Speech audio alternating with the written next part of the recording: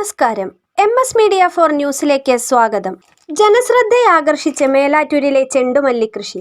മേലാറ്റൂർ ഗ്രാമപഞ്ചായത്തിലെ 6-ാം വാർഡിലെ തൊഴിലുറപ്പ് തൊഴിലാളികൾ 50 സെന്റിനോടടുത്ത് തരിശായി കിടന്ന സ്ഥലത്ത് ഓണത്തിനായി ഒരുക്കിയ ചെണ്ടുമല്ലി കൃഷി ജനശ്രദ്ധയെ ആകർഷിക്കുന്നു. മേലാറ്റൂർ പഞ്ചായത്തിലെ 6-ാം വാർഡിലെ തൊഴിലുറപ്പ് തൊഴിലാളികളാണ് ഞങ്ങള്. ഒരു 32 ദിവസമായിട്ടുള്ളൂ ഈ കൃഷി ചെയ്തിട്ട്. ആദ്യത്തെ വിളവെടുപ്പാണിത്. 239 തൊഴിൽ ദിനം ഞങ്ങൾക്ക് ഉണ്ട്. അതിൽ 125ഓളം ഞങ്ങൾ എടുത്തു കഴിഞ്ഞു. അപ്പോൾ ഇനി ഇവിടെ നിന്നിട്ട് ഞങ്ങൾക്ക് ഇത് വിറ്റ് കിട്ടണം.